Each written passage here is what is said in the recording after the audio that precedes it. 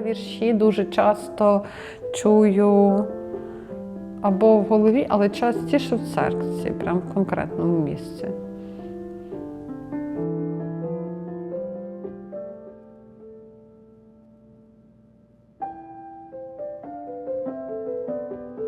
Парк, який не любить ніхто, мовчить за рогом. Стоїть і не дихає всім своїм листячком. Одноногі дзиги дерев сльози ржаві пускають. Метафори, мов хвороби, лягають на тишу і, скручуючи час, у вузлеподібні обійми. Кохання – це зелена качка із брудної водойми, що кричить між лопатками.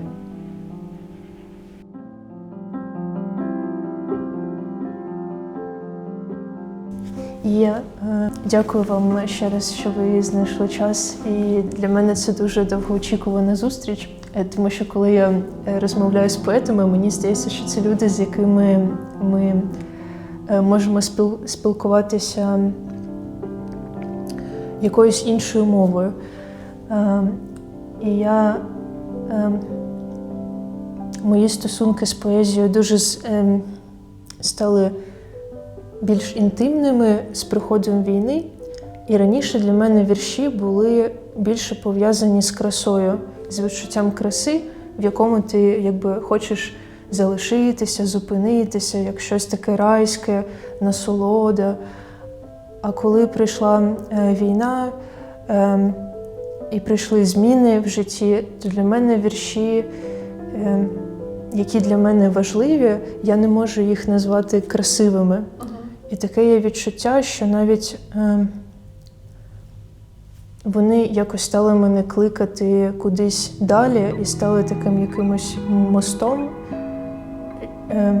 і стали навіть підштовхувати мене до якоїсь дії. І ось з чого я хотіла почати нашу з вами розмову. Як ви відчуваєте, що відбувається зараз з поезією взагалі? Які у вас є відчуття? Так, я теж тоді подякую за запрошення. Перш за все, це дуже цікаві тези, з яких ви почали про красу, тому що для мене немає гіршого коментаря під моїми віршами, ніж це гарно, красиво і так далі. Це означає, що людина не розуміє тексту. Тому що мистецтво, справжнє мистецтво, воно не про красу. Тобто я розумію, що ми, коли дивимося, можливо, на мистецтво далеких епох, і ми контексту не відчуваємо чи не знаємо так добре, щоб розуміти його, то, можливо, ми бачимо лише щось гарне в цьому. Але мені здається, що це через брак такої, можливо, освіти мистецтвознавчої, широкої, яка би була в школі. Ну, я не знаю, як ваше покоління, а у нас були уроки малювання в школі, і цього недостатньо. Тому що це ніби як ампутація людини, тому що, можливо, їй, здається, було мистецтво в уроках історії, але це було жахливо. Тобто це, там не було спеціальної оптики, і от, власне, можливо, це дивовижно, що вірші починають говорити до когось і так далі. Що стається з поезією? Оскільки я пишу приблизно так послідовно, більш-менш, якимось собою такою, як я є, десь після 14-го року, то у мене просто багато речей, які для когось почалися тільки після 22-го, тими же словами, що метафора померла, неможливості красивості. І при тому люди, які це кажуть, пишуть доволі естетські, з купою бантиків і прикрас тексти. Це не зовсім про те йдеться. Йдеться про те, що з поезія стала критично важливою інфраструктурою нашого виживання. І обміну От я дуже люблю цю ідею, що дерева не мовчать. Це коли була, якщо ви пригадуєте, це хвиля у цих перекладів книжок екокритичного спрямування, що дерева не мовчать, а дерева обмінюються хімічними сигналами під землею.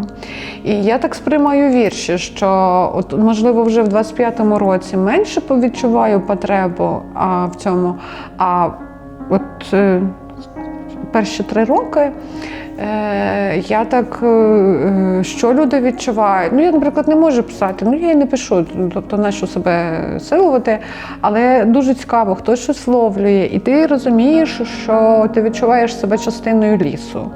І це от відчування якоїсь спільнототворення і так далі я бачу. Потім я думаю, що твориться через поезію нова мова, яку ми в моменті, зсередині процесу, ми не здатні це оцінити. Ну, якщо би якісь літературознавці чи дослідники, чи, я не знаю, критики поезії як такої в Україні майже немає. Фактично, є кілька людей, які роблять огляди поетичних книжок послідовно, але так, щоби хтось займався саме критичним аналізом, ні, такого немає, і тому ти не можеш сказати, чи хтось бачить, що відбувається ззовні. І, власне, цей обмін якимось сигналами часу, сигналами співбуття, це дуже очевидно. Потім дуже перші роки було, наприклад, ламається реальність, і так само ламалася мова. Я просто бачила прям неоковирності, якісь жахливі, чесно кажучи, з естетичної точки зору речі, які люди, я впевнена, що свідомо і я, і інші точно залишали. Тому що це було про те, що ми можемо говорити зараз от саме так. Тобто, це як, не знаю, як шрам. У мене багато шрамів на тілі, то мені просто говорити про це. Ти можеш його ховати, ти можеш, я не знаю, носити щось, що його прикриває, або можеш носити коротку маєчку, низьку талію на джинсах, і його буде видно. І я думаю, що ми це все залишали просто тому, що як спосіб, ці неоковирності в поезії були способом прийняття себе, що так, ми поламані, ми тепер говоримо так. Нам там не до критичної дистанції між собою і текстом, як це годиться в мирний час, коли ти сидиш, як текст написався, відлежався і я не знаю, відредагувався. Я впевнена, що ніхто так зараз точно не робить, навіть не дає собі інколи навіть день, щоб текст відлежався, тому що всі розуміють, що з тобою може щось статися, а якщо ти так глобально не мислиш, ти розумієш, що завтра може реальність бути настільки травматичною, або хтось, або нова атака, або якісь новини, або хтось з близьких, або хтось зі знайомих, що станеться, і тобі просто не буде сил, щоб цей текст відредагувати. І з іншого боку, з того, що я бачу, як страшенно люди повиростали, як поети, попри все. Не знаю, як я, може теж, але я я літературознавиця з першої освіти і теоретикиня літератури.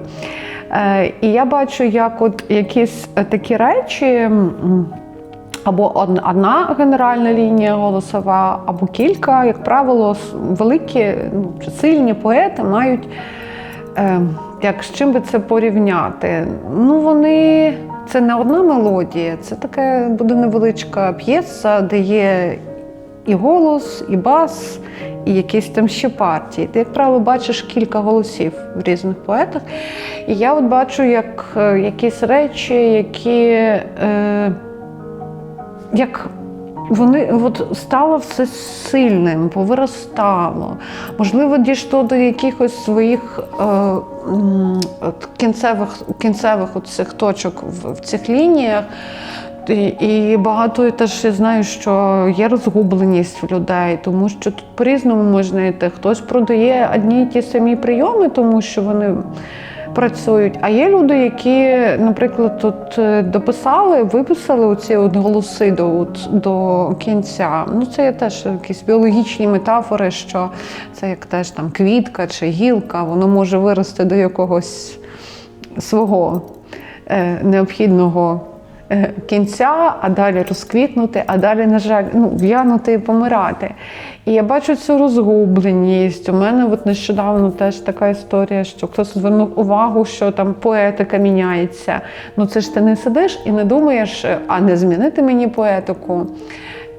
Ти думаєш про те, що ти, значить, не можеш говорити так, як говорилося вже раніше, і пробуєш робити суви. І у мене така історія, і в однієї моєї хорошої колеги і подруги така історія. Я пишу коментар, який прекрасний текст, як панорамне бачення. Там такі елементи усної поезії були застосовані і документальної. А колега мені пише в приват: Боже, дякую, що ти мені написала, бо я хотіла знести той текст. І от теж я бачу, в неї змінюється поетика, новий голос проростає, але вона того не бачить, тому що це історія зміни поетики, вона завжди дуже дискомфортна. Ну, це як... Я навіть не знаю, з чим порівняти. Ти просто ще не знаєш себе такою, але ти там пробуєш писати, але ти абсолютно не можеш зрозуміти, чи це добре, чи це погано, чи це не лише там якісь емоції, чи це література. Ну, всі ж все одно письменники задаються такими питаннями. Ну, не знаю, багато чого відбувається з поезією. І взагалі мені цікаво, звідки то пішло, що поезія – це щось складне і бла-бла-бла, і бла-бла-бла, оця вся історія. Ну, що люди лякаються, люди не знають, як це читати і так далі. Ну, просто треба, з моєї точки зору, це як музика. Ну що, ми всі є великими знавцями і музикознавцями, коли ми слухаємо джаз якийсь, чи, я не знаю... Ну, багато чого я ще там вже в сучасній музиці, постакадемічній, я вже не знаю теоретично. У мене в школі там музичні, ну, до яких там років доходить, до середини ХХ століття. Така, а далі вже трошки сумно з цим всім. І це просто музика. Можливо, не знаю, ну, зараз є така історія, що мені здається, що цей бар'єр, що це нас не стосується, що це щось дивне, дуже зник з одного боку. З іншого боку, очевидно, що люди не вміють читати вірші. Чому для мене загадка? Просто треба читати вголос. А чому вголос? Ну, тому що будь-яка поезія... Ну, я читаю вірші інших людей, щоб воно мені реально щось так сильно давало, а я читаю вголос. І поезія – це те, що я читаю найповільніше. Ну, тільки погані вірші я можу читати не вголос, і швидко. Тому що, ну, ти одразу бачиш, що воно тобі не дуже, тому що дуже класно синхронізуватися з... Ну, я кажу, у мене музичні асоціації. Я не знаю, ви вмієте читати партитуру? Я ні. Для мене ці люди якісь з іншої планети. Ну і так приблизно з віршами. Ти мусиш відчути, це дуже звукова, дуже дихальна, дуже тілесна історія. Ти мусиш перекласти це на свій спосіб дихання. І коли я люблю читати вірші вголос, ну, не знаю, польською теж, англійською теж, щоб відчути, щоб ловити ритм, щоб воно мені якось тілом розійшлися всі ці вібрації. Це як, ну, я не можу пояснити, це теж як звук може бути MP3 і сходити в концертну залу чи в філармонію з хорошою акустикою. Ну, така різниця між живим виконанням і MP3, ну, є різниця, правда. Є різниця між складною акустичною системою, коли ти слухаєш, і між з телефона чи з колонки. Це взагалі не звук, а я не буду казати, що. Але для того, щоб дійти до такого рівня слухання, треба багато дуже читати і багато читати вголос. Що відбувається з поезією? Ну, поезією відбувається те, що відбувається з реальністю, відповідно, абсолютно. Поезія, вона як горішній шар шкіри. Чому вона реагує першою? Не тільки тому, що там емоції і коротка форма, а тому, що поезія більше пов'язана з мисленням його необробленій формі. Ну, ніби ми всі знаємо, що люди не мислять реченнями з підметом, присудком і як там все. Люди мислять картинками або метафорами. Картинками взагалі люди мислять, а не словами. І коли ти намагаєшся швидко цю картинку перекласти, то метафора перше, що перекладається. І там просто це оновлення мови відбувається швидше, тому мені здається, що поезія, в принципі, лабораторія мови. А в поезії, як в такому жанрі, де ти не мусиш реченнями красивими все це формулювати, де це загущення, де це метафоричність така чиста, необроблена, якби частина гри, частина формули, то це простіше робити, тому що фактично не треба додавати додаткові ланки для того, щоб виглядало як цілісне речення, бо ми розуміємо, що це поезія і намагаємося це швидше мислення насправді, набагато швидше мислення, ніж проза. Проза страшенно повільна щодо поезії, повільніша. Все так і відбувається. Тобто, якщо розлам реальності або людини, то і в поезії це те саме. І там видно, от перший рік було дуже видно, як розламується мова. Видно було, у мене, от я навіть відчувала брак мови. І в перших віршах після 22-го року я просто прям, мені це видно, що я бачу, що у мене дуже обмежений словник. Тому що настільки важко було мислити, настільки це здавалося взагалі нікому не потрібним з одного боку, а з іншого боку, знову ж таки, люди по-різному собі пояснюють, хто вони і що вони роблять в цій реальності. От волонтерство мені здавалося важливою задачею, а письмо мені здавалося неважливою задачею. І в якийсь момент я просто зрозуміла, що все одно треба писати так, як виходить, тому що ці вірші все одно відображають тебе такою, якою ти є. Якщо ти розгублений і розгублена, якщо ти не можеш там, я не знаю, щось там радикально якесь нове написати, значить це теж чесно. Якби так, як в дзеркало подивитися або фотографію зробити зранку, коли ти з синцями там все позліпалося, волосся отак стерчить, і мені здається, що вірші того, давайте так і уявимо, як називаються ці швидкі фотографії з мого дитинства? Полароїди.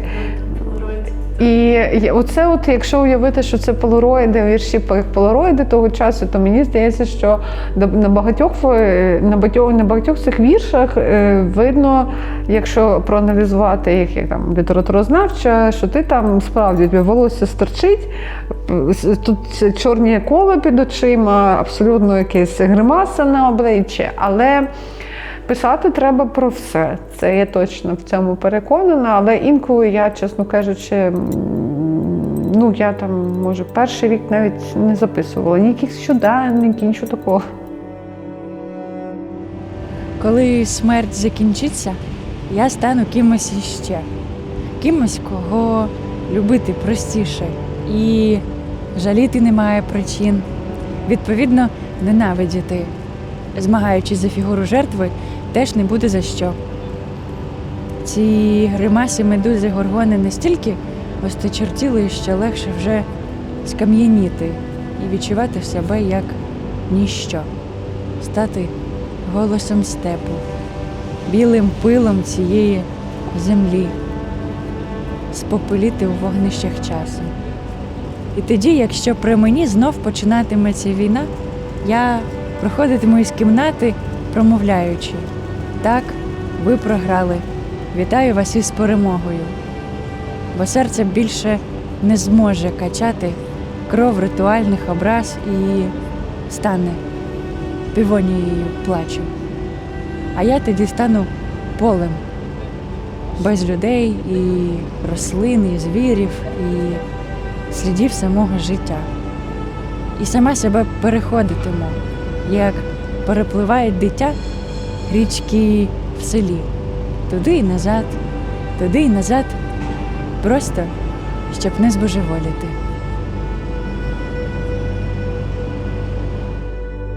Я пам'ятаю, що я завжди дуже любила чомусь стояти біля вікна, дивитися у вікно і щось записувати.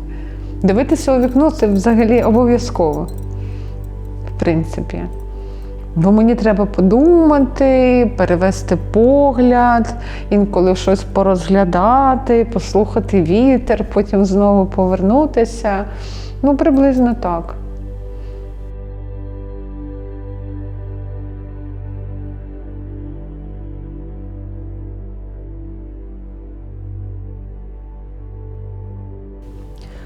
Ваша зустріч з поезією, вона почалася з читання поезії і зустрічі з віршем, або коли ви щось написали?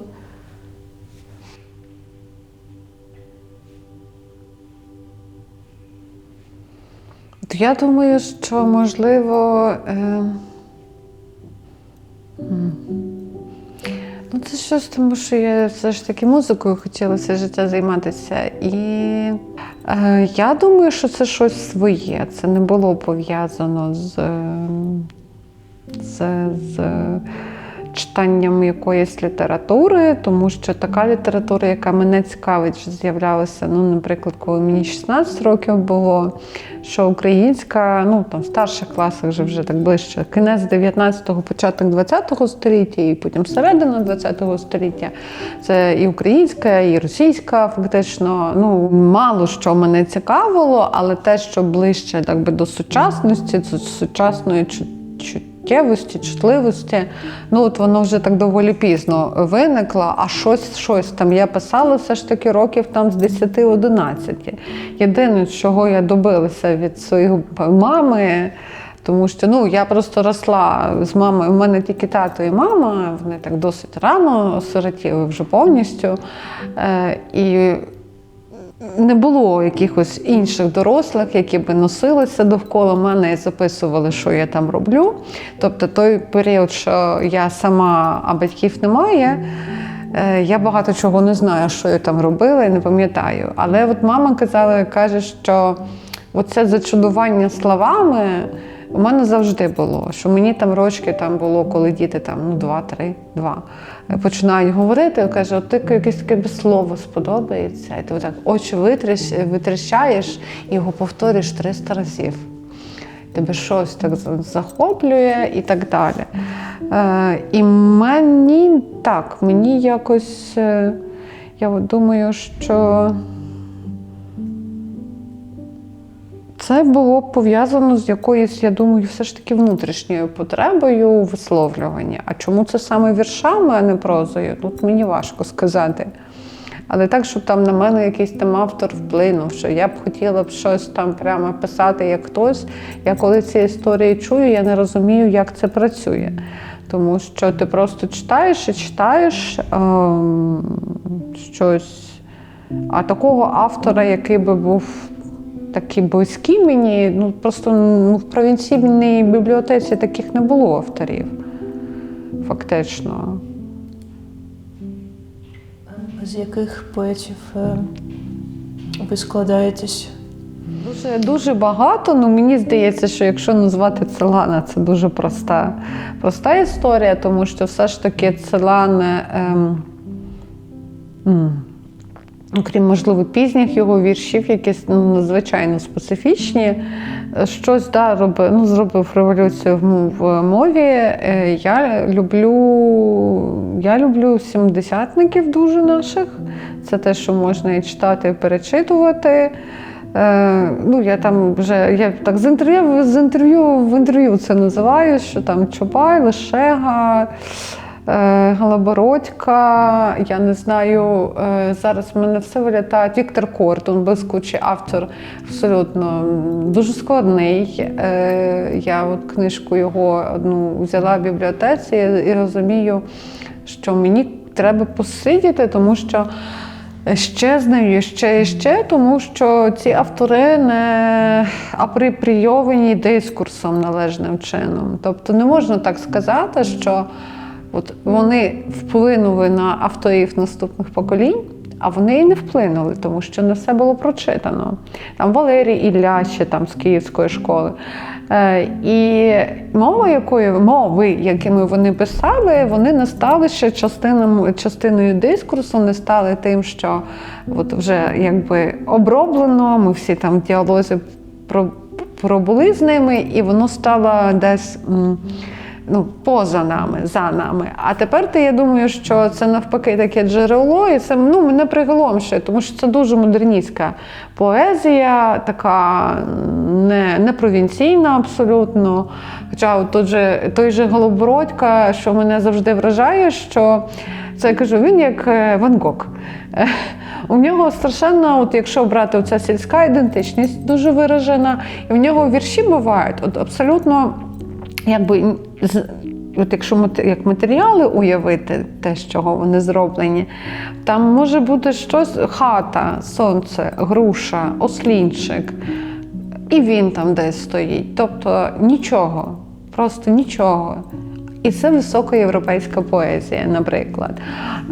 І цей період ще теж дуже класний тим, що поети того періоду, поети і поетки, вони дуже добре були закорінені ще в фольклорній традиції. Я підозрюю, що вони ще українську могли знати або з дому, або від тих людей, які, в кого вона не була реконструйованою, наприклад, більшою мірою, тому що молодше покоління вже зараз і моє, і навіть після мене, це ж реконструкції дуже часто.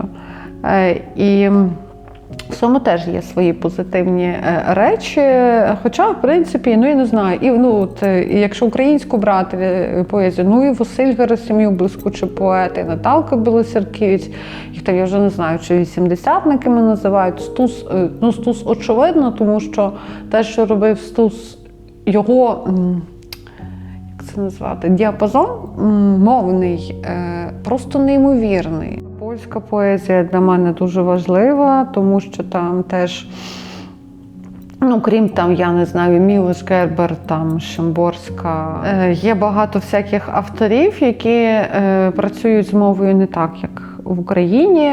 Там в сучасній польській поезії взагалі інші тенденції, абсолютно. У нас дуже багато стало в період повномасштабного вторгнення, ми ближче стали до американської поезії, як не дивно. Такої там є наративність, є історії, є послідовність. А польська поезія сучасно розвивається такими ближче бо в них так було вже, власне, в період Шимборської приблизно в 60-ті, 70-ті. І вони просто і то було апропрійовано, а наша література того періоду була в андеграунді, або операція «Блок» була в 72-му році. Тобто, я не знаю, як Ірини Калинець вірші. От всі знають Ігоря Калинця, а хто знає вірші Ірини Калинець, наприклад, теж. Значить, у нас ще просто багато з відкриттів.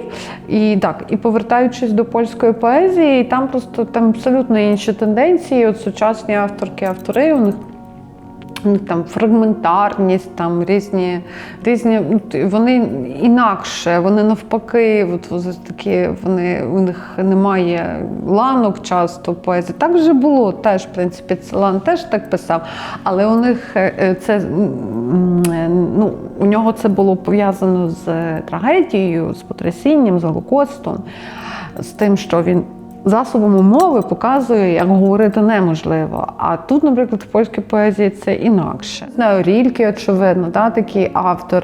Або теж я дуже люблю Кристину Мілобенську і Анну Свящинську. Вони шукали мову, власне, після війни. У них теж є багато такого, коли відсутні у Ціланки, коли якби ти читаєш і ти розумієш, що от нема мови, от є мова. Цей стан травматизації і посттравматичний стан, воно фактично так в багатьох літературах так було.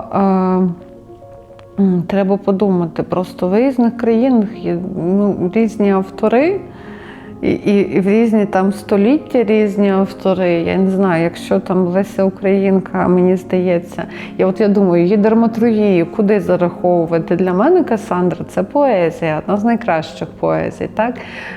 Тобто, ну, якщо так брати, я не знаю, якщо Шекспір – це поезія, то мені це дуже важливо. Я люблю і перечитати, і передивитися якісь там постановки і так далі. Але це таки в перекладі, а якщо ж в оригіналі, це абсолютно інша історія. Ви згадали про Олега Лишего. Я відносно нещодавно про нього дізналася, бо його перевидали. І з'явилася так. його збірка. І мені прям дуже сподобалось, і його переклади теж.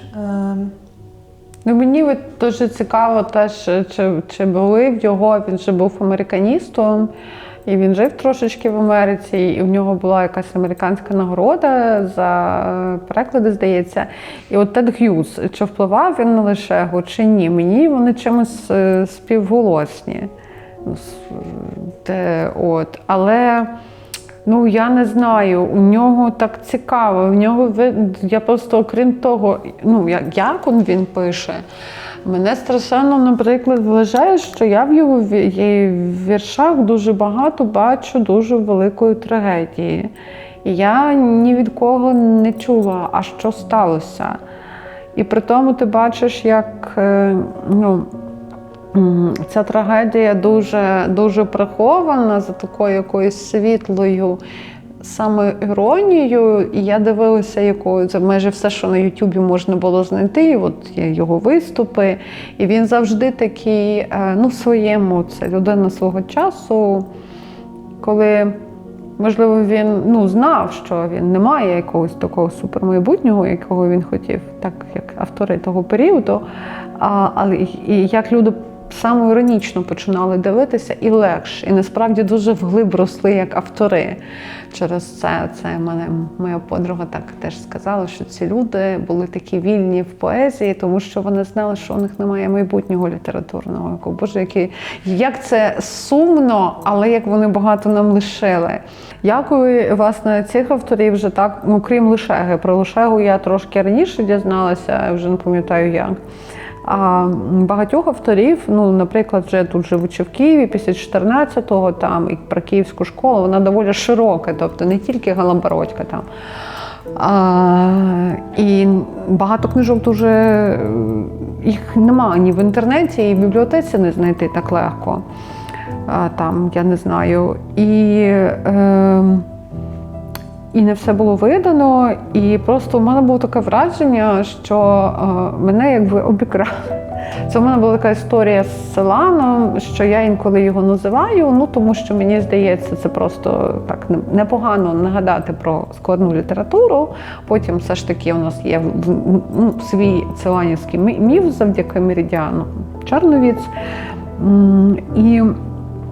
Власне, і після кожної такої загадки всі починають казати, що ти пишеш як Целан, і у тебе є його впливи, а їх немає. Там, здається, таки в одному вірші є центон, така цитата, трошечки алюзія в одному вірші, може в двох. А я кажу, що ні, що тут все живно навпаки працює. Просто коли я там знайшла тих авторів в українській літературі, які мені подобаються, то це таке, ніби тобі дають посвідку на проживання, тимчасово. Ти думаєш, що хтось так, як тобі, ти мислиш дуже близько до тебе, хтось так писав до тебе, значить ти нормальна. Тому що коли там люди пишуть, орієнтуюсь на архаїчні якісь форми, у нас є такі автори, очевидно, що це легше заходить, простіше сприймається. Якщо це силаботоніка така прям класична теж. Але, якщо я так не відчуваю, я не розумію, як можна писати архаїчно. Я бачу штамп якого це часу. Є література більш, скажімо, масова. Це теж специфічна історія, там теж може бути хороші взірці, але вона в масовій поезії ти мусиш писати під читача. А мені страшенно важко уявити, наприклад. Я декотрих авторів, які працюють в цьому жанрі, дуже навіть і люблю, і ті, що з комічним, з іронічною поезією і так далі. Але це треба, мабуть, любити виступати на публіку. Не знаю. І у мене, я думаю, у мене там просто є такий список всякого того, що я хотіла би прочитати з американської поезії, не тільки. Я все думаю, що у мене є там. Я дуже, до речі, люблю, ви питали, з кого складається. Воно так не є, тому що в наших розмовах про літературу дуже багато говорять так, знаєте, там на закордонних фестивалях або в інтерв'ю. Таке враження, що людина живе в якійсь пташиній клітці поезії і більш нічим не цікавиться. Я навпаки, людина, яка частіше, якщо там вже мислити в таких категоріях, я черпаю натхнення з кіно, скажімо, а не з літератури. І я теж думаю, складається. Насправді, інколи ти складаєшся з оголошень десь там на вулиці, якихось взагалі речей дивовижних. Дуже нечасто хтось з інших авторів може тобі щось дати на якомусь етапі, власне, як автору. Як читач я читаю, але це для мене як дві різні людини це роблять. Тобто, чи як читачка, я так читаю, і мені це одна історія. Я можу там спробувати зрозуміти текст, спробувати зрозуміти автора через текст і так далі. А авторська оця оптика, воно має просто тебе голками обколювати, потрапляти в тебе, коли ти... Краще, щоб це був текст, який ти не розумієш, щось абсолютно там дивовижне. Я просто згадала, що мені подобається іранська авторка Фарук Фарахзад, на українською взагалі не перекладена. І як вона мені сподобалася? Я побачила один чи два тексти в перекладі російською, десь. І я просто одного з цих текстів просто майже захворіла. Я ходила з температурою, у мене бувають такі історії, кілька днів, там таке мислення, теж таке, що я його називаю модерністським, але, можливо, я трошки спрощую. Там оця рівень візуальності, як одна картинка находить на іншу, і при тому там ще в мові, це ж переклад, де фарсі і де чи арабська, я забула, якою вона мовою писала, і мені здається, може і фарсі? Може. І ти розумієш, що це в її оригінальній мові це точно так не звучало. Потім ще англійською теж читала, і це там неймовірна авторка, яка дуже мало прожила. І я не знаю, і з нею така історія сталася, що я познайомилася з Аскольдом Мельничуком в Америці, і я йому починаю казати про Фарук Фарахзад. Він каже: Іге, а ви теж знаєте про Фарук Фарахзад? А я там пишу якийсь текст, чи роман, чи щось, і там буде вона і ще одна авторка з Ірану. І так він там знайшов в інтернеті всі книжки, які тільки були, все це купив мені і надіслав. Тому що її не так багато людей знає, її не так багато людей знає цю авторку, скажімо, в арабомовному світі, її здається, близькому до арабського, її всі знають, але отак, щоб ти з кимось з європейських авторів, я починаю розмову і сказала би, що я знаю Фарук Фарахзад, і скажуть, хто це. Десь так.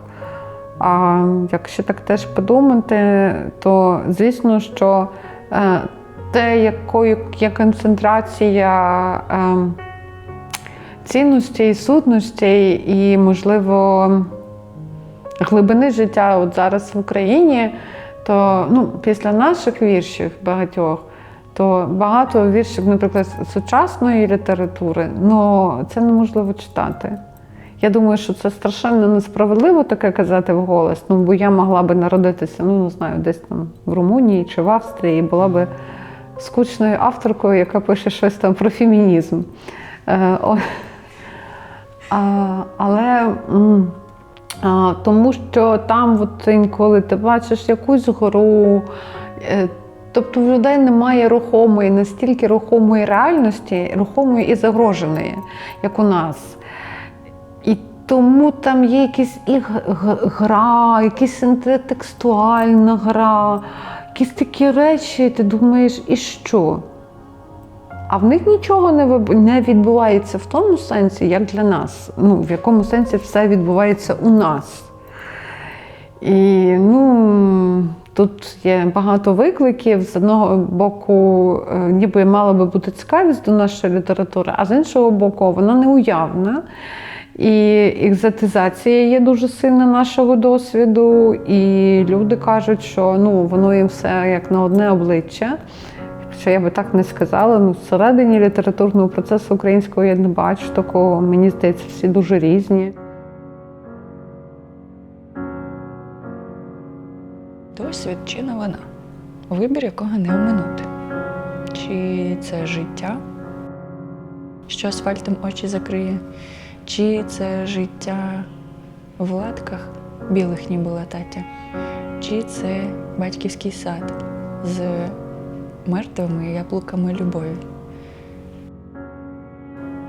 Чи це буде вибір, якого не оминути, коли рятуєш дитячий погляд на світ, чекаючи неіснуючий потяг на запасному шляху? Розкажіть, будь ласка, про кіно, тому що ви сказали, що більше кіно вам приходить на думку. Цікаво, які фільми або режисери. Вам серйозне кіно називати чи не дуже? Давайте серйозне. Бо я споживаю різне кіно. Зовсім такий там пластик ні, але залежить. От мене, наприклад, шалено вразила «Бачення метелика» Ворожбіт, правильно? Тобто я тільки зараз подивилася в цьому році, і мене просто там от приголомшує це, сюжет, як воно знято. І те, що в цій історії видно, як люди не витримують повернення додому, як люди поруч не витримують той досвід, який проходять ті, хто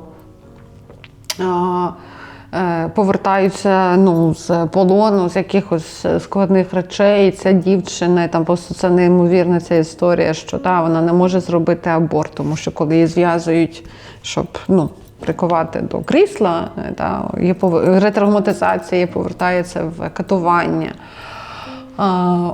І це просто, такий фільм не є чорнушним, і втім є дуже правдивим. Так дуже витримана ця межа. Фільм «Анатомія падіння», тільки я забула режисера чи режисерку, він як щось там отримав, якусь премію. Мені просто сподобалася думка, яка в цьому фільмі, про те, що як часто ми складаємо думки про якихось людей, бачачи якісь фрагменти їх або їхнього життя. Я теж після цього дуже часто думаю, що як виявляється, як якийсь фрагмент, можливо, який не є типовим для людини, може вплинути на сприйняття. А ми дуже часто судимо, це ж перше враження, ця теорія, крім там високих інтуїтів, коли в тебе немає якоїсь там нехорошої, такої емоції відторгнення, ти бачиш якісь фрагменти, а цей фрагмент взагалі може не характеризувати людину. І я подумала, що це про такий рівень складності життя, що це неймовірно. То якщо про режисерів казати, Бертолуччі, це очевидно. Причому не тільки «Останнє танго в Парижу», оцей «Конформіст», наприклад, фільм «Іштван Саба», це один з моїх найулюбленіших режисерів угорський. Мій улюблений фільм з Хелен Міру – це «Двері». Його так нелегко знайти в інтернеті. дійсно Бергман дуже багато вплинув, тому що дали батькам касету з персоною. Я тоді, взагалі, я думаю, що фільм зрозуміла якось по-своєму. І, очевидно, Юнга я тоді ще не читала. Але мене дуже вразило те, що там відбувалося, і я його подивилася разів 100. Це точно. А там вже пізніші фільми, «Осінню сонату» я теж люблю. Взагалі, до речі, тема Бергмана, що дуже часто так соціальна роль, соціальна ідентичність і те, як ти проживаєш своє життя, вони не співпадають. Хто? Наприклад, просто Кисловський, мені багато що в нього подобається. Там і короткий фільм про кохання, і короткий фільм про вбивства, і не тільки Декалог, і подвійне життя Вероніки і так далі. З усіх польських режисерів, можливо, він мені найбільш подобається, тому що решта або трошки такі, важкуваті, такі монументальні. Я, можливо, більше люблю не французів, а італійців. Я не знаю, там «Рим відкрите місто», цей фільм прекрасний. Я, мабуть, нову хвилю італійську люблю, в принципі, всяку різну. «Мама Рома». Я обожнюю цей фільм, і Анну Маньяні взагалі, і Фелліні люблю, і все, що там було.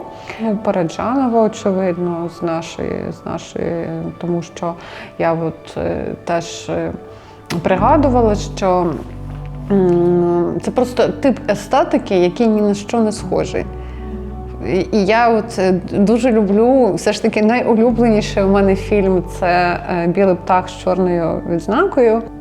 Альмодовара теж я люблю. І навіть «Кімната по сусідству» мені, до речі, дуже сподобався цей фільм з останніх. Лантімус мені подобається, якщо можна так сказати. Мені здається, слово «подобається» у випадку з Лантімусом трошки не підходить. Але це така, очевидно, що це таке глибоке і філософське, і естетське таке кіно. Теж я думаю, з чого я складаюся, без цього ніяк. А коли ви ще не публікувалися, для вас важливий був читач? Ні. Взагалі, чи потрібен поету читач? Я думаю, що ні, тому що, в сенсі, ні, очевидно, що читач важливий, і якщо він стається. І я просто думаю, що в моєму світі тоді, коли мені було років 13, просто уявити собі там навіть 20, я вже на філфаці вчилася і читала якісь там журнали. Але мені просто з зони неуявного було, що можуть бути люди, які будуть тебе читати. Чи що тебе можуть опублікувати. Я не знаю, мені якось я не могла це так уявити. Це тобі хтось мусить ззовні сказати, а ти знаєш, а оце може бути. І тому в мене такого не було, такого враження читача, і навпаки, це зона інтимності максимальної. Все ж таки письмо – це все ж таки розмова з собою. Є люди, які не витримують, скажімо, випробування слави і починають писати під читача. Я не знаю, я ще не бачила в своєму житті, щоб з цього щось хороше вийшло. Тому що, взагалі, невелика таїна, що автор, якщо він робить щось нове, то він формує свого читача. То він створює те, чого немає в мові або в текстами, і читач підтягується до цього. Читач настільки примарна фігура, насправді, просто. І зараз, теж, що чим вважати, тому що там продаваність, наклади, запрошення якісь на публічні виступи – це ж паралітературна річ. Це людина може взагалі нічого особливо цікавого не писати, але при тому мати там, скажімо, я не знаю, попасти в якийсь там сегмент зацікавленості, і це просто вибухне там на якийсь момент. Там же і зв'язки, і різні видавництва мають різні можливості. Хтось вміє там піаром займатися дивись, хтось не вміє. Є чудові книжки, які повз пролітають увагу читацьку. Є абсолютно другорядні книжки, які виграють премії наші, включно з Шевченківською. І що тут зробиш? Просто, якби ми мали часописну культуру, це би урівноважувала послідовна критика, тому що гроно критиків сформувалося, яке би давало би якийсь такий послідовний фідбек, тому що оці так як у нас, так, що люди мають слідкувати за персоною фактично, ми в такому світі живемо. І за критиками, і за всім. А це не завжди цікаво, тому що певні часописи раніше формували свої естетичні вподобання. Тут більше про це, там більше про це, тут більше про це. Це просто спрощує орієнтування читачу, але так, в принципі, ні. Я не можу уявити, як це? Це пошук співбесідника, але якби асиметричний, тому що фактично це ж не те, що ти говориш з людиною в очі. І інколи абсолютно, скажімо, тут радость буває двох типів, скажімо, коли повністю тебе розуміє хтось, або коли людина приносить якусь свою таку, дуже свою інтерпретацію, коли просто, скажімо, цей текст лягає там в тіло цієї людини і досвід, і якось все це змішується. Це, знаєте, як з парфумами. Так? І інколи мені подобається, коли ти щось взагалі там не закладаєш, тобто людина прочитує не тебе вона не розуміє якраз, але вона себе розуміє. Власне, це ще є дві формули, що читач може зрозуміти щось про автора, або щось про себе, або і то одночасно, але добре хоча б, якщо якась одна з двох формул працює. Тому що, я, наприклад, теж з тих читачів, які не лізуть в авторську свідомість якусь, і до того, що хотів сказати автор всі ці штуки, я думаю про те, що текст мені пояснює про мене, або про світ, або ще про щось. Намагаюся знайти баланс, резонанс між своїм досвідом, якимись своїми чимось. Єдине, що так буває, що я можу починати вже аналізувати як літературознавець, теж мені дуже це перешкоджає, ця освіта, це просто поламані мізки. Якщо текст дуже мені не близький, то я його чисто як літературознавиця буду читати, просто подивитися, як він зроблений, на прийоми. Якщо він мене не зачіпає, то в мене є ця професійна оптика проаналізувати прийоми, проаналізувати структуру, проаналізувати стиль і так далі, і щось зрозуміти про нього, чисто. Так, в принципі, що таке вірш, це послання в пляшці, класичне, тому що ти не можеш уявити читача, ти можеш тільки написати повністю так, як ти відчуваєш, і це послання викинути, я не знаю, в Фейсбук чи ще кудись, а вже люди можуть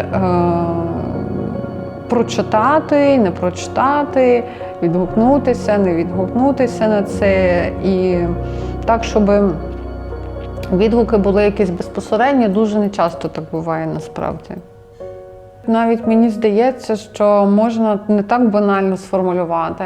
Оце як залишають ці миски з водичкою для тварин, котів, собак. Так інколи в заклади, люди. То, можливо, тут вірш є оцею мисочкою з водою, що комусь вона не потрібна, і тваринка проходить повз, а комусь потрібна, і людина п'є звідти. Я вірші дуже часто чую або в серці, прям конкретно, таку голочку, або в голові, але частіше в серці, прямо в конкретному місці.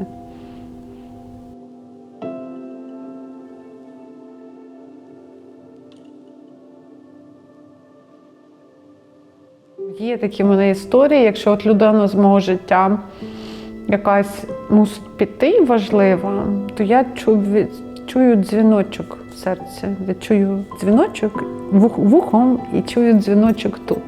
Це відбувається за 6 місяців до того, як ця людина йде з мого життя. І це настільки важка історія щоразу, бо ми інколи бачимося з цією людиною, а я знаю, що ця людина з мого життя піде, і я не можу на це дивитися.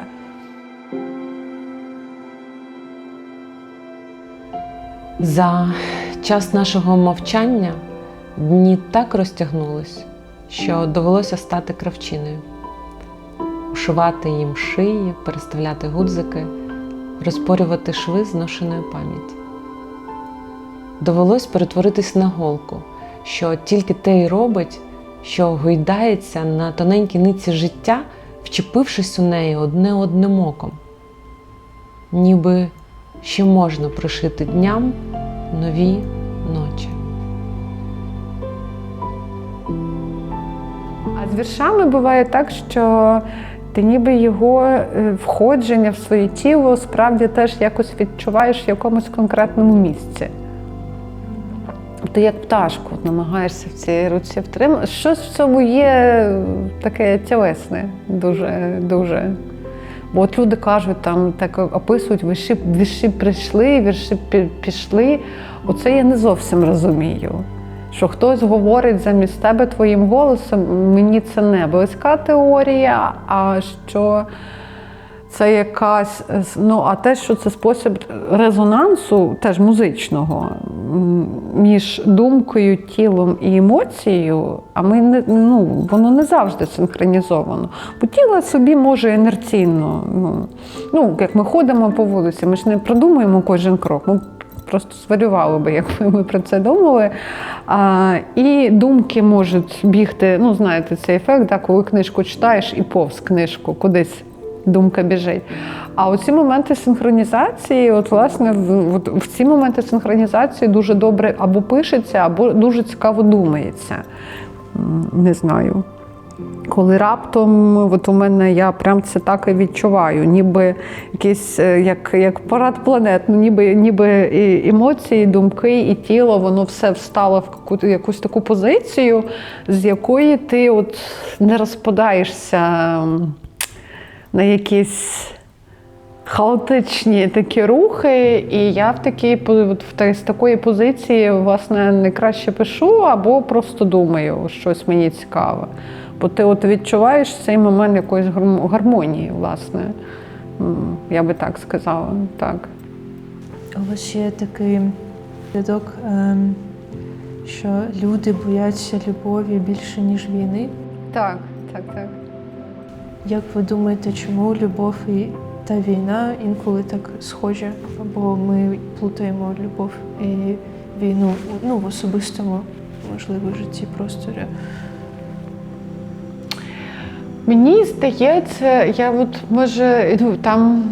в цьому вірші це просто конкретна є історія, яка за цим віршем стоїть. Конкретна історія, конкретних стосунків, очевидно.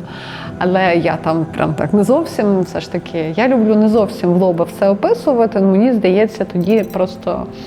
Я, по-перше, не люблю настільки оголювати, скажімо, а з іншого боку, якщо подумати естетично, якщо ти прям не переходиш в форму я, ти і цієї подієвості, то, мені здається, більше людей може універсально дивитися. Може, я помиляюся, це моє. Ця думка до мене прийшла з дуже дивних спостережень, що я зрозуміла, що психотерапевтичний дискурс, якому всі так раділи, ніби ми всі можемо проговорити. Ось нам дали інструменти для того, щоб ми говорили про те, де нам болить, де наші травми. Ми всі сміємося, що я міленіал, здається, і що всі міленіали мають претензії для батьків і стосунки з батьками з'ясовують до гробової дошки, а, наприклад, ваше покоління, вже такого немає. Ми всі тепер починаємо з себе сміятися, бо ви думали раніше, що це універсальне. Нічого подібного. І я зрозуміла, що як дивно, у мене була така історія, що я в стосунках, і ці стосунки мені принесли таке чудове знання, що, виявляється, люди в сучасному світі дуже бояться любити.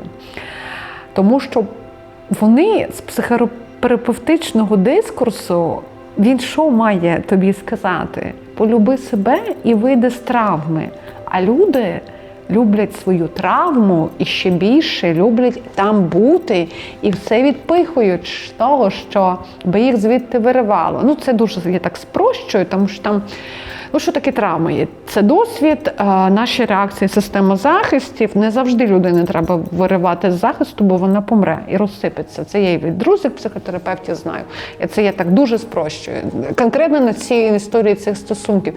І я така була, а це сталося в період вторгнення. Я взагалі була як мертва квітка, яку ніхто не поліває. Така орхідея, від якої вже так все майже засохло, але щось трошки стерчить. І я так була здивована цим почуттям, що так все так ожило, якось так працює.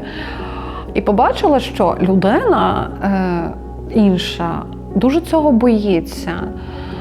І я так була здивована, що от весь наш світ з цими всіма технологіями, з тим, що, от мене, наприклад, дивує, що люди використовують месенджери для того, щоб телефонувати. І нічого мене так не б'є. Або текстові повідомлення. Я працюю з текстами.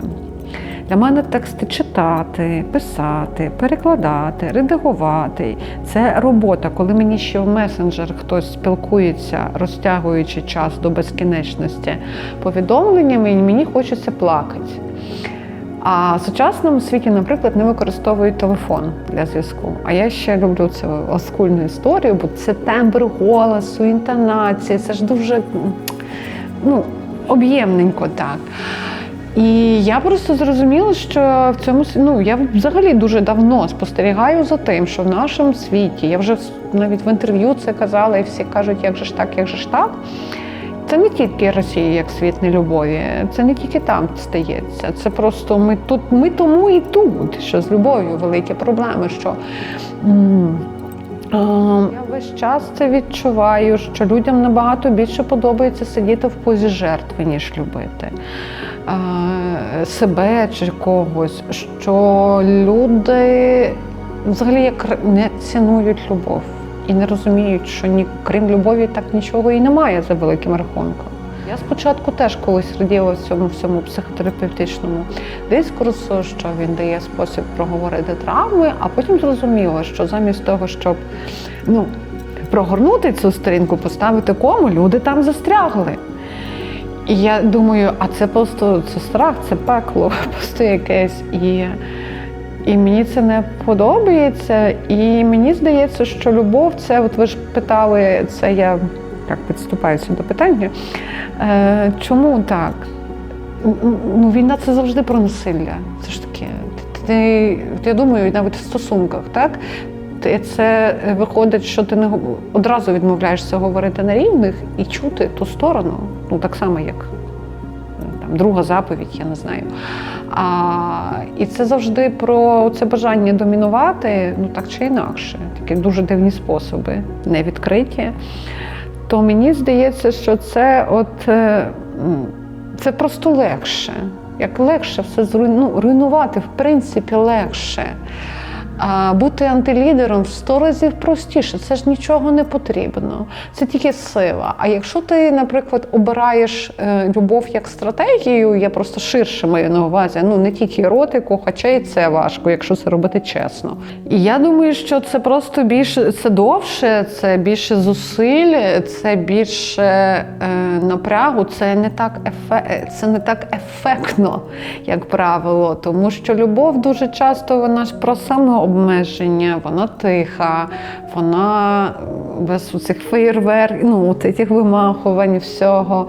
Бити боляче, бо любити – це бути живим. Бо якщо ти любиш, ти одразу, наприклад, якщо материнську, безумовно, любов уявити, то, мама теж, добра мати, розуміє, що колись дитина виросте і забавки перейде в самостійну особину, яка буде жити, можливо, не так. Да?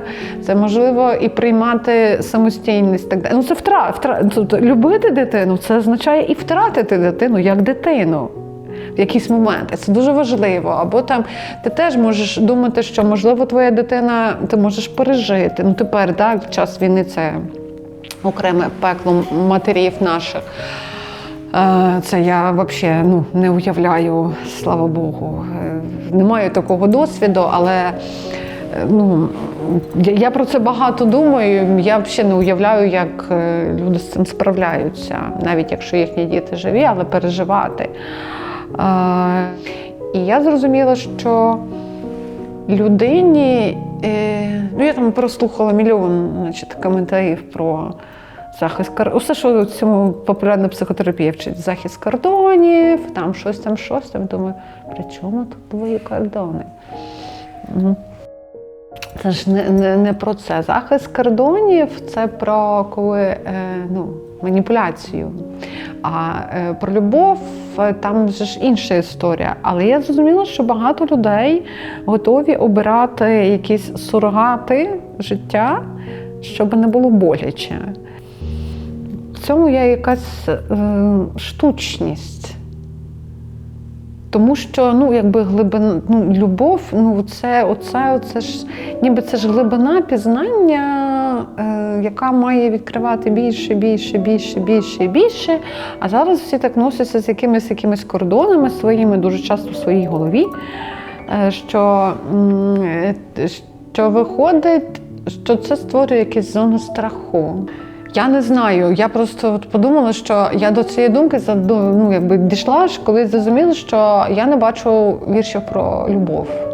Їх досі не бачу. Я бачу якісь тексти інколи про щось про приватне, там хтось з кимось має стосунки, якось це описує, мені це не цікаво.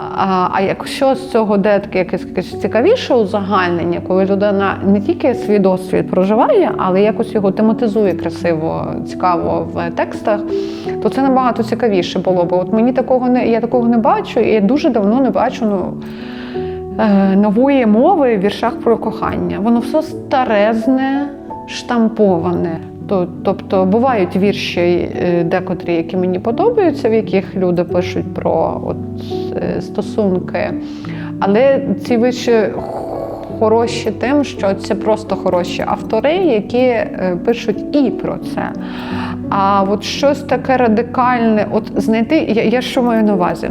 Щоб я читала чийсь вірш, сучасника, сучасниці, і я читаю цей текст, там щось про кохання, про любов і кохання. Можна як в бік еротичного, так і в бік більш такий моглядний, як завгодно. І щоб я прочитала цей текст і така, вау, я ніколи так не думала, а це про мене. Я дуже давно такого не бачила. Не можу пояснити. Це щось говорить про світ. Не знаю, всі хочуть спокою, всі хочуть якось так сісти і так, щоб менше. Але мені здається, ти щось втрачаєш тоді про життя. Не знаю. Як ви думаєте, поезія може цю броню пробивати? Хотілося, теж, я не буду казати, що поезія там може все на світі, але мені здається так, тому що, власне, якщо поезія то може, але кількість читачів поезії, хтось, я забула автора, він каже, що незалежно від загальної кількості населення країни, навіть якщо це Штати, чи Мексика, чи там Індія, 3000 людей читає поезію в кожній країні. Дослідник один так казав. Я не знаю, до речі, я так теж вихопила і тепер красиво сиджу, отстою. Мені теж здається, що власне, якщо говорити про ми тут я вже просто пригадую, як ви питали про читача і співрозмовника. Власне, що я думаю, що якщо щось, що і може в людині оце живе, так відкривати, то це музика і поезія, більш нічого, тому що поезія мала би говорити з глибиною людського в людині. Якщо уявити людину, тіло людини як, скажімо, піаніно чи якийсь там інструмент, то поезія намагається на різні чи як, я не знаю, що там, фізіотерапія, акупунктура, нажимає на різні такі моменти, Власне ж, те, про що я говорила, що фізичне навантаження неможливе без болю, ми всі це знаємо. Я от ходжу на доріжці тренувати свою ясність розуму. Але як вже воно працює? Спочатку там боляче, це молочна кислота, щось там десь стягне, а потім тобі тіло, якщо ти продовжуєш давати йому це, воно прям дякує. Воно просто тобі тільки що не говорить людською мовою, як воно тобі вдячно. І мені здається, що от поезія, якщо це добра поезія, то вона не має мету натиснути, вдарити вас, не знаю, під дих чи в скроню, так? Але вона працює з різними такими якимось на рівні звуку, на рівні сенсу, на рівні сугестії, за різними речами, щоб почуватися живим, коли тобі і болить, і коли тобі там якось навпаки просвітлюється. Мені здається, це дуже нагадує якісь такі емоції, що пов'язані з закоханістю дуже часто. Наші стосунки з мистецтвом, тому що ти звертаєш на когось чи щось увагу, а потім ти починаєш прокручуватись. А закоханість не тільки в людину, так? Це може бути закоханість навіть, от як в цьому фільмі про японського прибиральника. Так, Perfect Days. І коли Поміна це питає дядьку, а це дерево ваш друг? Закохався у дерево зовсім зелене. Щодня приходив до нього, ковтав смолу невзаємності. Раптом відшукав у кишенях цілий яблуневий сад. Час збирати світло і час віддавати його світлинам. Міняти очі на яблука.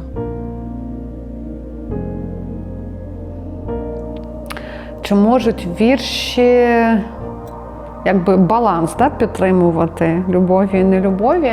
Не тільки вірші, не тільки поезія. Очевидно, в принципі, мистецтво як таке – це асиметрична боротьба між добром і злом.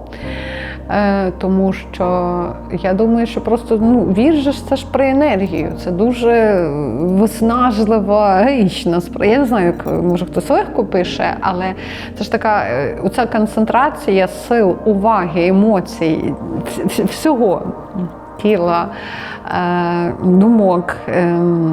Щоб текст зачепляв будь-який, він має зачіпати, він має бути цікавий вам. А це енергія, ти мусиш додавати туди щось і так далі. Бо можна написати гарний текст, не вкладаючись тоді, але він тоді нікого не зачепить. Це всі прекрасні, це більше в журналістиці про це говориться. Але тут те саме, тому що я думаю, що це енергія любові, уваги. І ця енергія творення, я думаю, вона ж, текст це тільки теж, якщо уявити як аркаду наше спілкування, то текст оцей, це тільки перші двері. А далі крізь ці двері може зайти ви, а ви можете тобто ти не знаєш, ти будуєш цю аркаду, як теорія Великого вибуху, ти запускаєш цей рух енергією. І далі цей текст може жити, власне, є ж поняття довге дихання вірша і коротке дихання вірша. І тексти, які, більш орієнтовані на ефектність, на аудиторію, на реактивність. Наприклад, комічні тексти дуже часто вони реактивні. Скажімо, хоча це теж свій окремий жанр, але гумор, хоча залежить, так, Даревський досить популярний, по-різному може бути. І мені здається, що теж тут є така певна як аркада, що ти запускаєш цю енергію, все приводиш як в рух, як планети, всесвіт, а далі вже питання, чи під цю хвилю енергії, творення, енергії. Ну, це любов. Любов і це творення для мене дуже синонімічні. Чи хтось на цю хвилю реагує, тому що є ж люди нечутливі, ну що ти тут зробиш? Є ж навіть, знаєте, поняття грубої шкіри, це ж ніби метафора, але є справді люди такі, у якому так, є люди, так зробиш, і там вже буде синець, а є люди, яким там прям вдариш, і в них нічого, так? І це ж очевидно, що шкіра, ніби рука ті самі, а все різне. І я думаю, що так, але просто, кажемо, уявити, що, уявимо, що я, наприклад, мої вірші хтось там примусово десь читав, я не знаю де.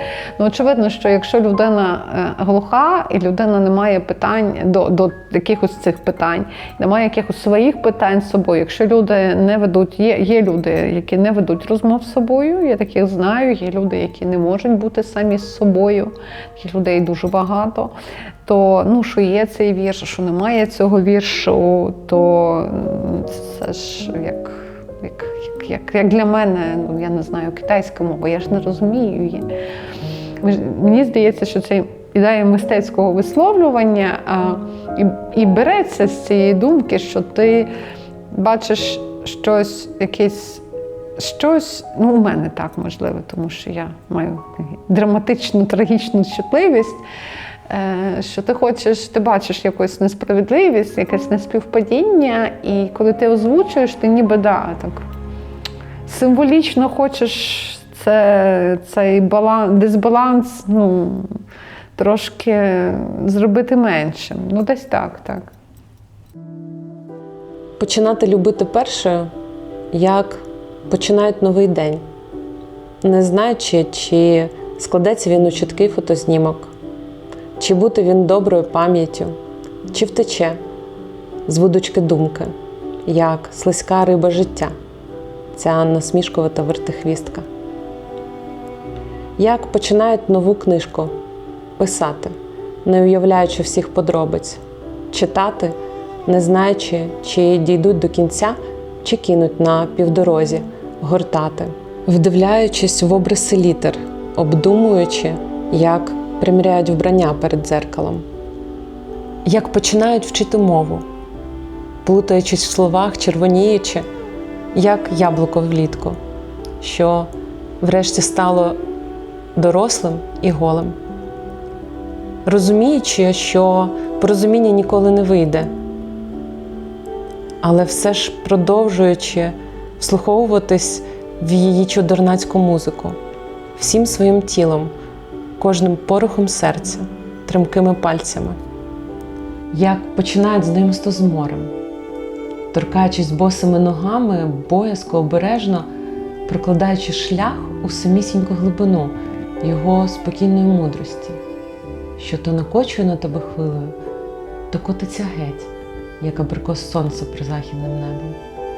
Як починають нове місто, з перших поселень, дерев, залізниці до великого саду, в якому тіні не менше, ніж світла, знаючи, як легко його зруйнувати, але ніколи не знищити, бо любов і уява міцніші за цеглу і глину. Починати любити першою, як вода починає людину у степу і пустелі, у горах і довгому лісі. Особливо мене в час повномасштабного вторгнення дуже дивують люди, які не тільки не готові любити самі, бо це боляче, але вони навіть не готові приймати, коли їх люблять. І це ще гірше, тому що це завжди ти як б'єшся, б'єшся головою об стінку. І я навіть просто дуже часто розумію, що це теж приймати, що тебе люблять, інколи боляче теж може бути.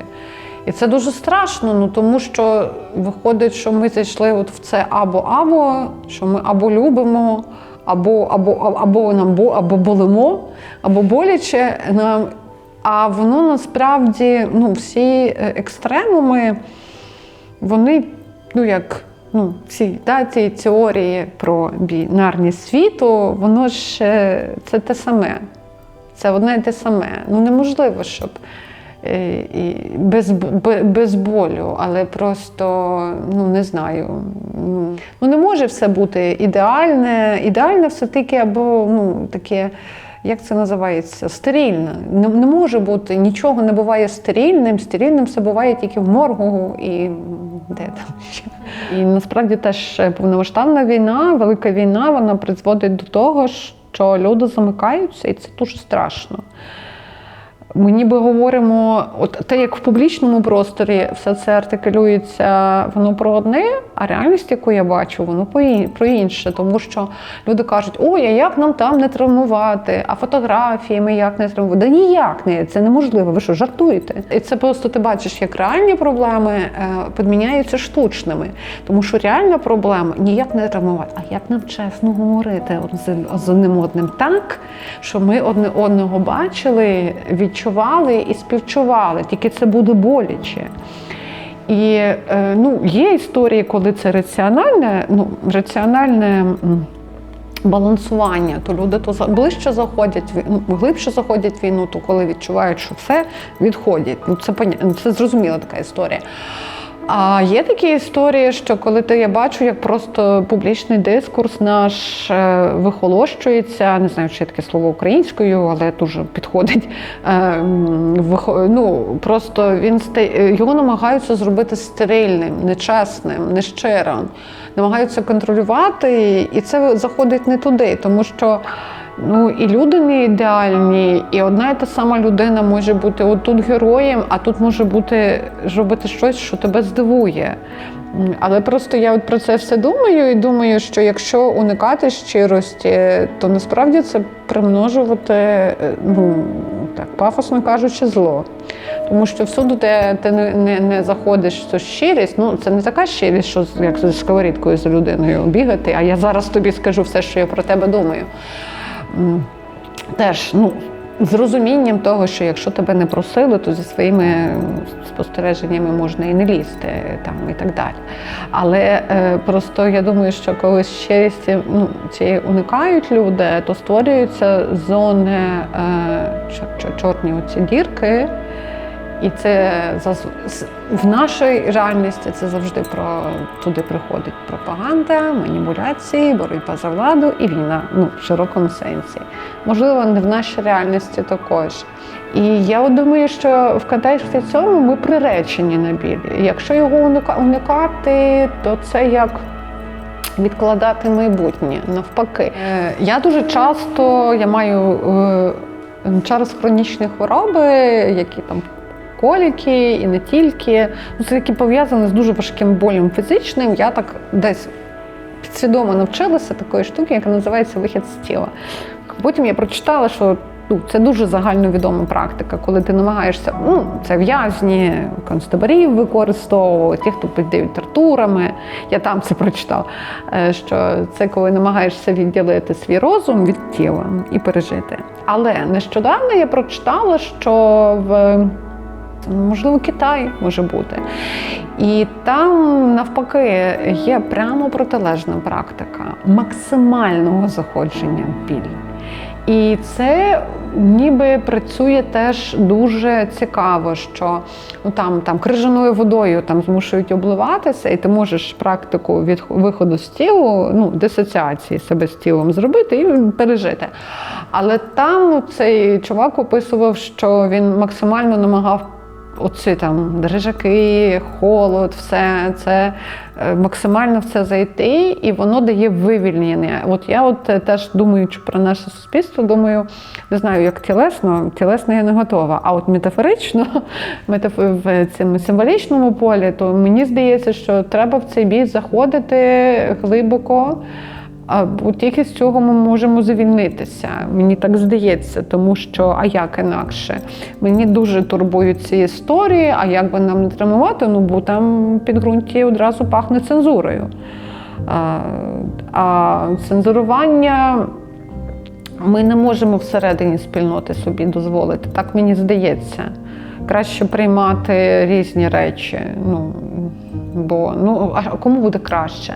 Але це я мрію, звісно, тому що на війні багато поганих речей стається, і ну, в сенсі, там хтось наживається, хтось розповідає те, чого не було. Так не тільки на нашій, на всіх війнах так було завжди, ну, бо війна, кажу, час святих і негідників, ну, і так далі. Але так. Поки я з вами говорила, у мене не було готової відповіді, я зрозуміла, що да, що це уникання болі виходить так, що воно, да, ніби дає таку передбачувану стабільність, це передбачуваність, да, в яку так всі вірили до нашої російсько-української війни.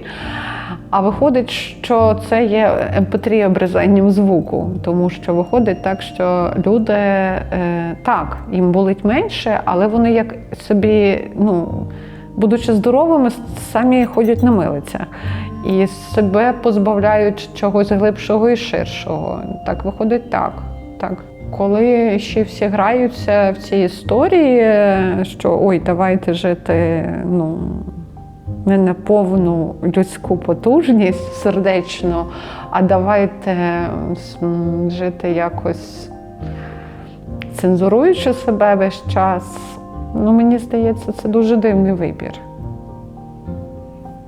Ну, це, звісно, теж умоглядні роздуми, тому що очевидно, що якщо говорити, це я так про цивільних тільки кажу в цьому вимірі, тому що якщо казати про військових, весь цей огром ПТСР і так далі, тут я не готова так заходити в це, тому що от у мене сусід, в нього побратим живе, він щоночі просто вибігає і кудись біжить. Ну, я розумію, що це ПТСР. Він не кричить, а той на протезах на двох, і воно кричить йому, куди ти побіг. Ну і він же за ним не побіжить, його ловити в комендантську годину, а його щось, видно, якась історія гонить, що йому треба на відкритий простір. І я ж не уявляю, і тут думаєш, ти ж не підійдеш до такої людини і не скажеш, добрий день, у вас ПТСР, давайте поговоримо про це. Ну, тобто, але в цивільному більш-менш вимірі то треба було би навпаки створити якусь цю подушку амортизаційну щирості, бо вона би туди би підтягувалося все решта. Ну, як так мені, ну, я так можу собі, але так поки що в історії не було. Ніколи. Здається, всі війни призводять до не найкращих наслідків, пов'язаних з цінностями, з комунікацією, з тим, що люди дуже часто обирають не те, що вони хочуть, а те, що виходить обрати, і так далі, і так далі. Але, можливо, в чому сенс? В тому, щоб просто не забувати, що це ненормально, що ці вибори вимушені. А в чому тут поезія, я не знаю. Мені здається, хто її читає.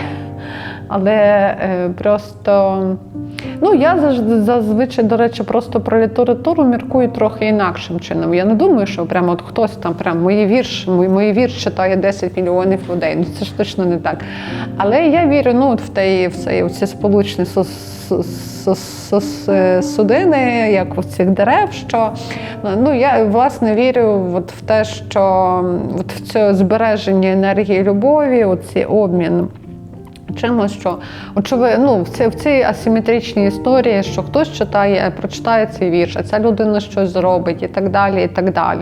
Так як само на мене, там теж впливають чиїсь мистецькі висловлювання і людські якісь висловлювання, фактично, вибори і так далі, і так далі. А та людина, яка щось робить, і взагалі ми можемо бути незнайомі там, очевидно, так? І ця людина теж не має жодного поняття про те, що щось з її слів, чи вчинків, чи якихось речей, чи випадкові якісь супутники, співбесідники в потягах чи автобусах, щось інколи такі просто люди речі розповідають, неймовірні.